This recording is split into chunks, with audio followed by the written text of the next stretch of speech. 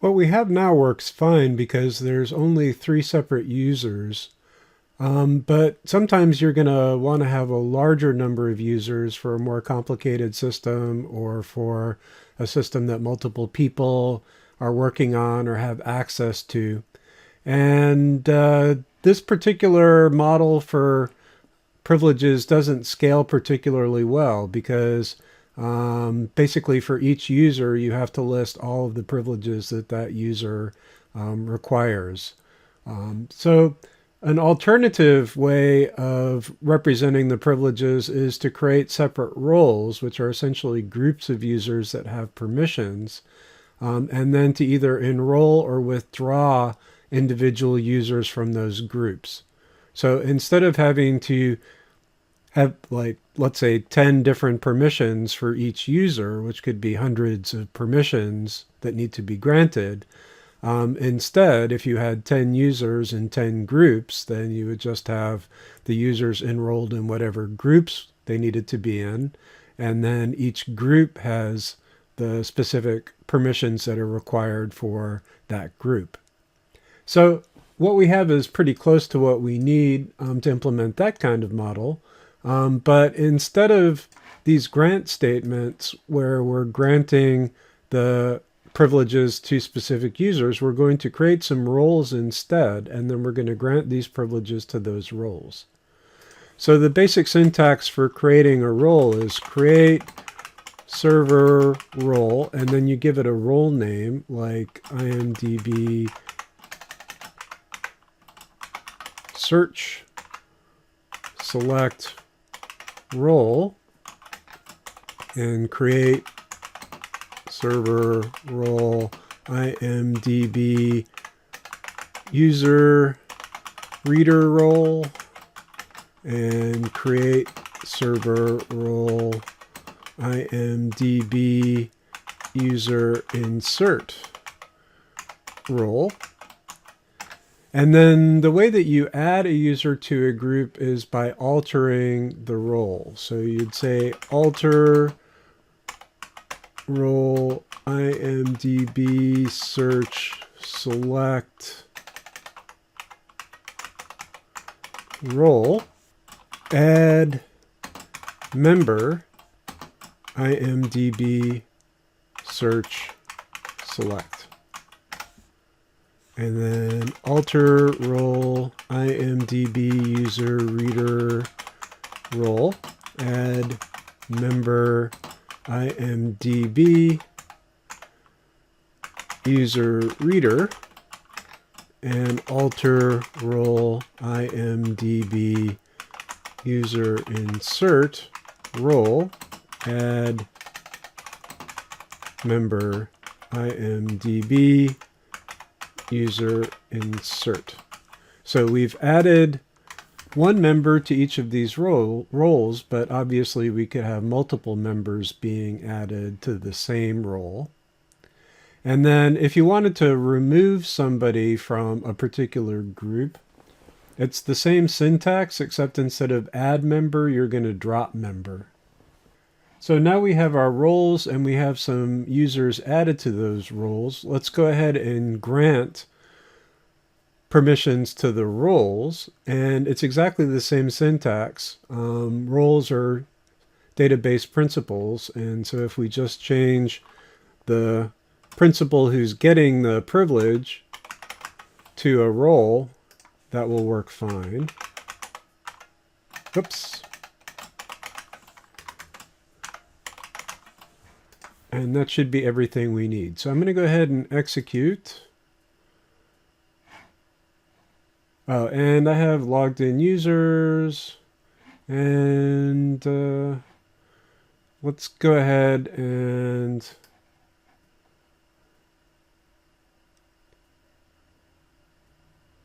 I may need a go here to actually commit those changes. Okay, so let's fix this one first. IMDb search select. Let's go ahead and select star from sys.dm exec sessions where login name is IMDb search select. And then that will give us the session ID for the logged in user named IMDb search select. So that's 53.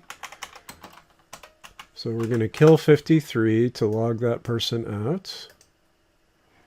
And then let me go ahead and comment out this whole block. And execute again. Okay, so IMDb search select role already exists. So we're going to do another if exists, and it should be the same principles. And actually, we should be able to search for name IMDb user reader role in a separate statement, but I'm just going to go ahead and drop role IMDb user reader role, because I can assume that they're either all there or none of them are there. And then do the same thing here.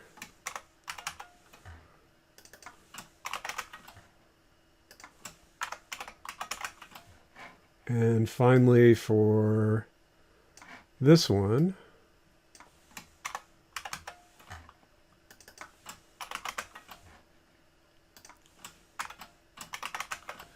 and that should get rid of these three messages. Okay, so cannot drop the role IMDb user reader role because it does not exist or you do not have permission. Let's go ahead and create it the first time. So I'm going to go ahead and execute that. So the role already exists. Search select role, and then I'm going to try dropping it. Actually, I think I need to do server role. Yeah, so these are, let me not make this a server role.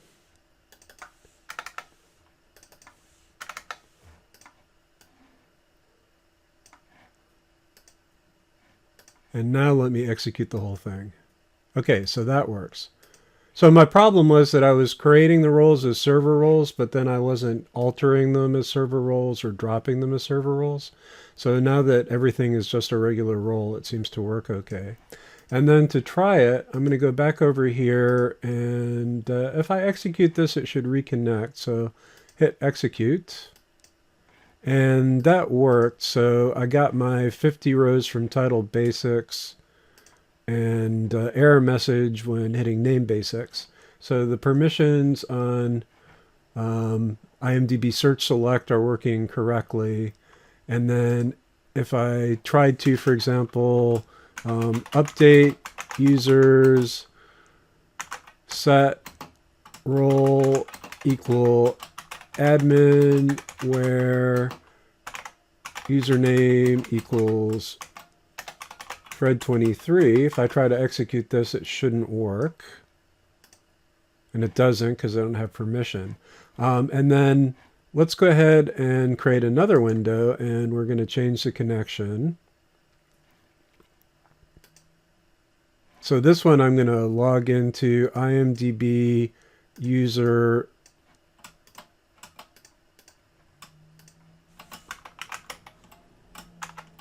and insert IMDb user insert. So I'm logged in, and here I should be able to use IMDb and insert into users. Values. And what do I need here?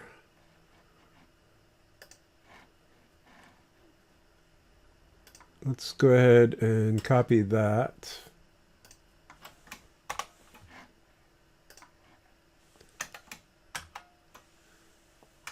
And then I'll just make another account with the same password. So this should work. And it does. But then this should not work because this particular account is in a role that has insert privileges on users but not select privileges. So that works. And then if I switch connections and log into user reader,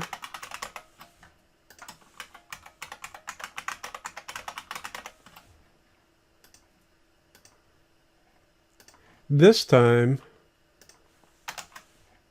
that line should fail, but the select should work. So that line fails, but the select works. So what's the difference between a regular role and a server role? Well, if we look at under security login server roles, I'm sorry, security server roles rather, you'll see that system comes bundled with certain roles to start with, server roles to start with. And when you create a server role, this is where it goes. And so it affects all of the databases on the server. And that wasn't really what we wanted. We just wanted these roles to be associated with the IMDb database. And I never dropped these. I dropped the roles associated with the database, but I didn't drop the server roles that I accidentally created. So let's go ahead and delete those now. Unfortunately, I can't group select and delete them all at once. I have to drop them one at a time. But I just basically can hit the delete key from here. Actually, I guess I can't hit the delete key, but I can delete, right click and delete. And that's the object to be deleted. And then right click and delete. It may actually be easier to just execute drop server role, IMDb user reader role, whatever, but I'm here, so might as well. Okay, so I fixed those server roles, and then where did the IMDb roles actually go? If I look under my databases under IMDb, there's a bucket for security, and then there's roles under that, and there's database roles. And here's where I have my IMDb roles.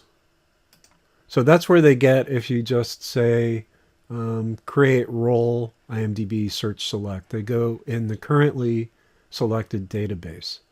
So let's take a look at the order here because it's actually important for this. Before I do this before I do this create role, I have to make sure that I'm actually using IMDb, or else those roles will be created in a different database, which is not what I want. So I'm going to actually move the role up to here, or actually move the use IMDb up to there.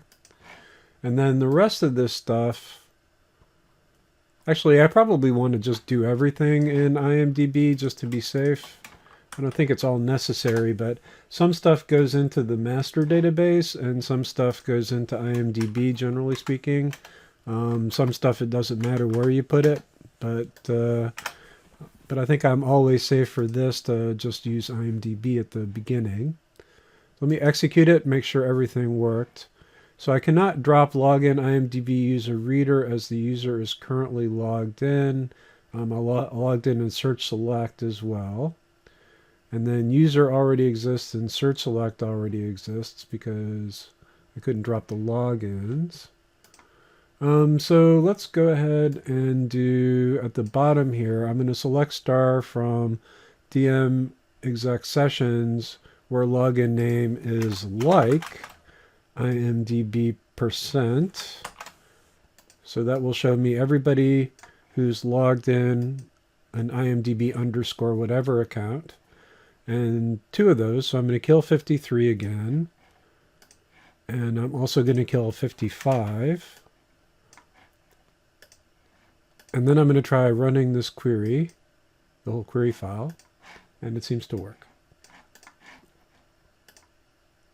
Okay, so now if I refresh this, I should have my roles, and I do.